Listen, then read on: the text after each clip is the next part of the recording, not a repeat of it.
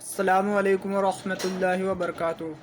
جیسا کہ آپ سبھی کو پتہ ہے کہ آج شب قدر کی رات ہے، تو اس رات میں جو یہ رات جو ہے اپنے گناہوں کو معاف کرانے کے لیے، یعنی کہ توبہ کرنے کے لیے اللہ کے سامنے گڑ گڑائیں، اور جتنے بھی ہم سے چھوٹے موٹے جان بوجھ کر کھلم کھلا چھپ کر جو بھی تمام گناہ ہوئے ہیں، جن کی ہمیں پتہ ہے جن کی ہمیں نہیں پتہ، ان سبھی کے لیے جو اللہ سے معافی طلب کریں، معافی مانگیں، اللہ کے لیے ذکر کریں، قرآن شریف پڑھیں اور تسبیحات پڑھیں۔ یہ سارے نیک اعمال آج رات میں کریں گے تو انشاءاللہ تعالی اللہ جو ہم سے راضی ہوگا اور ہماری مغفرت فرما دے گا، ہمارے گناہوں کو معاف کر دے گا، بخش دے گا۔ اس کے علاوہ جو ہمارے نوجوان بھائی ساتھی ہیں، تو جو اس ویڈیو کو دیکھ رہے ہیں، پلیز ایسا میسیج نہ دیں جس سے اسلام بدنام ہو، جس سے ہم کسی مصیبت میں پڑ جائیں۔ اسلام ایک سچا اور پیارا مذہب ہے، اس کو اسی طریقے سے پیش کریں۔ اگر اتنا نہ ہو سکے تو اعمال نہ ہو سکے تو اتنا بھی نہ کریں کہ جس سے اسلام جو ہے بدنام ہو۔ دوسری چیز کہ صلاۃ التسبیح کی جو نماز پڑھتے ہیں وہ کیوں پڑھتے ہیں، اور کیا اس کے مطلب حدیث پاک میں اس کے مفہومات آئے ہیں۔ اس کا مفہوم ہے کہ جو اس نماز کو پڑھتا ہے اس کے اگلے پچھلے جو بھی چھپے ہوئے جانے انجانے میں کیے گناہ ہیں، وہ سارے کے سارے اس نماز کی برکات سے معاف کر دیے جاتے ہیں۔ تو کس طریقے سے پڑھی جاتی ہے، اس کے دو مسائل ہیں۔ پہلا جو مسائل ہے وہ ہے کہ آپ سبحانک اللہم پڑھتے ہیں، ثنا پڑھتے ہیں، اعوذ باللہ بسم اللہ پڑھتے ہیں۔ اس کے بعد جب آپ سورت پڑھتے ہیں تو سورت پڑھنے کے بعد آپ 15 بار سبحان اللہ والحمد للہ ولا الہ الا اللہ واللہ اکبر، یعنی کہ یہ آپ کو 15 مرتبہ کہنے ہیں۔ اس کے بعد آپ رکوع میں جائیں گے تو رکوع میں سبحان ربی العظیم پڑھنے کے بعد آپ کو 10 مرتبہ یہی کلمات دہرانے ہیں۔ اس کے بعد آپ رکوع سے کھڑے ہوں گے، رکوع سے کھڑے ہونے کے بعد آپ کو پھر یہ کلمات 10 بار پڑھنے ہیں، سبحان اللہ والحمد للہ ولا الہ الا اللہ واللہ اکبر۔ اس کے بعد آپ کو رکوع میں جانا ہے، رکوع میں جانے کے بعد سبحان ربی الاعلیٰ کے بعد آپ کو یہ کلمات 10 مرتبہ دہرانے ہیں، سبحان اللہ والحمد للہ ولا الہ الا اللہ واللہ اکبر۔ پھر رکوع سجدے سے اٹھیں گے تو سجدے سے اٹھنے کے بعد پھر یہ 10 بار آپ کو بیٹھ کر کلمات دہرانے ہیں۔ پھر دوبارہ سے رکوع کریں گے، سجدہ کریں گے، دوبارہ سے سجدہ کریں گے تو پھر سبحان ربی الاعلیٰ کے بعد پھر 10 مرتبہ پڑھیں گے، اور اس کے بعد آپ بیٹھ کر کے 10 مرتبہ اور آپ کو پڑھنا ہے، یعنی کہ 2 بار سجدہ کرنے کے بعد آپ کو بیٹھنا ہے، اور پھر وہاں پہ 10 مرتبہ پھر سے سبحان اللہ والحمد للہ ولا الہ الا اللہ واللہ اکبر ولا حول ولا قوۃ الا باللہ العلی العظیم یہ آپ کو پڑھنا ہے۔ تو یہ آپ کے اگر ٹوٹل میں کاؤنٹ کراؤں تو یہ آپ کے 75 یعنی 75 ہو جاتے ہیں۔ 15 مرتبہ آپ کے سورت کے بعد ہو گئے، 15 مرتبہ آپ کے رکوع میں ہو گئے، پھر رکوع سے کھڑے ہوئے آپ کے ہو گئے 20، اور 15 ہو گئے 35، یعنی 35 اوپر ہو جاتے ہیں آپ کے۔ اور نیچے کی طرف چلتے ہیں، آپ نے سجدہ کیا، سجدے میں پڑھے 10، پھر سجدے سے اٹھے 20، پھر سجدے میں گئے 30، پھر بیٹھے ہوئے 40 اور 35 آپ کے 75 ہو جاتے ہیں۔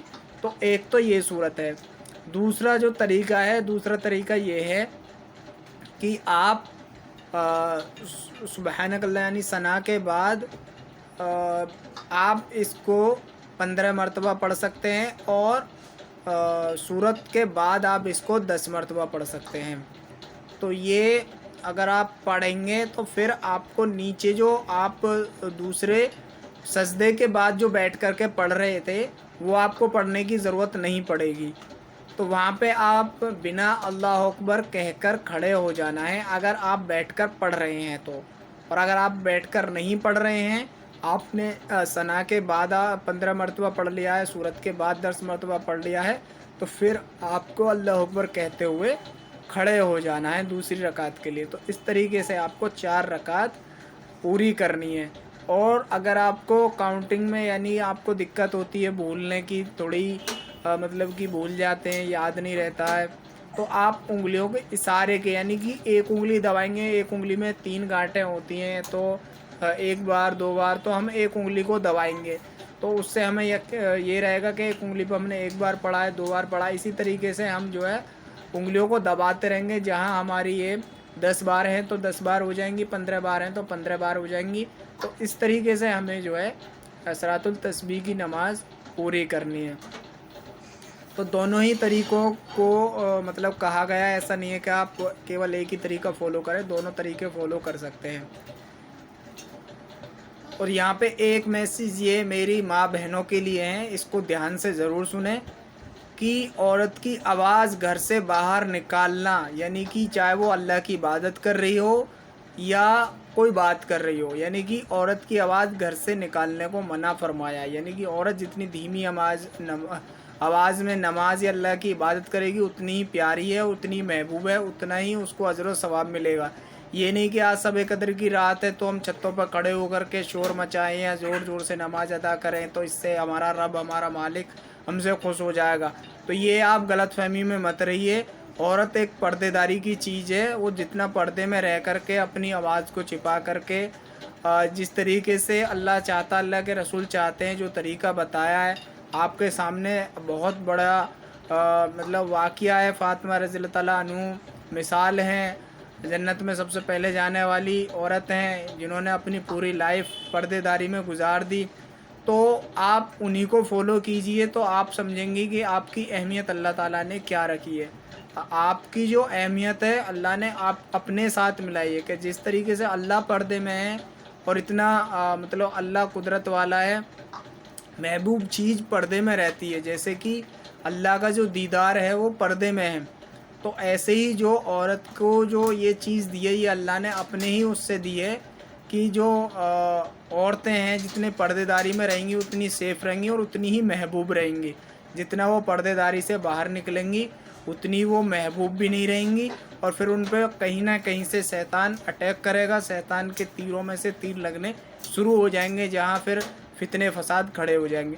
تو ان چیزوں سے بچیں، آج کی رات نہیں ہے، پوری زندگی ہماری اللہ کے تابع ہونی چاہیے، جس سے ہمارا رب ہم سے خوش ہو جائے، اور خوش ہو جانے کے بعد جو ہمارا مہمان خانہ جنت ہے اس میں ہمارا داخلہ کر دے، یعنی ہمیں اس میں پہنچا دے، جہاں ہمیں ہمیشہ ہمیشہ رہنا ہے، اور وہاں کسی کو عبادت کی ضرورت نہیں ہے، وہ مزے کی زندگی ہے، وہاں پہ ہمیشہ ہمیشہ کے لیے ہماری خواہشیں پوری ہوئیں گی۔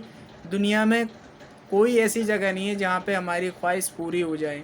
آدمی کی ایک چاہت پوری ہوتی ہے تو دوسری کی تمنا رہتی ہے، پوری زندگی اسی چاہت میں گزر جاتی ہے۔ تو اس بات کا خیال کریں، دھیان کریں کہ اللہ تعالیٰ نے ہمیں مسلمان بنایا ہے، مسلمان کے طور طریقے پہ زندگی گزارتے رہیں گے تو سیف رہیں گے، سرکشت رہیں گے، اللہ کی پناہ میں رہیں گے۔ ورنہ آپ دیکھ سکتے ہیں دنیا کے حالات اتنے خراب ہوتے جا رہے ہیں دن پہ دن، کہ کوئی بھی بچنے کے لیے تیار نہیں۔ یعنی کہ آج کی دور میں دین پر چلنا ایسے سمجھو آگ پر چلنا ہے۔ جو اس آگ پر چل جائے گا، اپنی زندگی میں دین اعمال کو لے کر کے زندگی بسر کر جائے گا، انشاءاللہ تعالیٰ وہ جنت میں ضرور جائے گا، اللہ تعالیٰ اسے جنت میں ضرور پہنچائیں گے۔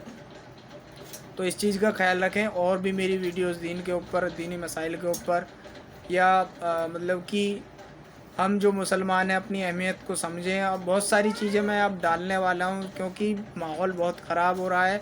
ہماری ذہنیت اور ہمارا جو ماحول ہے وہ کہیں نہ کہیں تعلیم سے بنے گا۔ گھروں میں تعلیم کریں، اللہ کی عبادت کریں، اور پوری زندگی یہ سمجھیں کہ ہم اللہ کی غلامی میں گزار دیں تو ہمارے لیے بہتر ہے۔ ٹھیک ہے، میں اب اس ویڈیو کو کمپلیٹ کرتا ہوں۔ تو سبھی کے لیے دعا بھی کرتا ہوں، اور آپ سبھی بھی ہمارے لیے دعا کریں، حالات کے لیے دعا کریں، گھر کے لیے، بیوی بچوں کے لیے، پوری کائنات کے لیے دعا کریں کہ سب ایمان کے ساتھ، اعمال کے ساتھ زندگی گزاریں اور اللہ کو رضا کرنے والے اعمال کریں۔ السلام علیکم ورحمۃ اللہ وبرکاتہ۔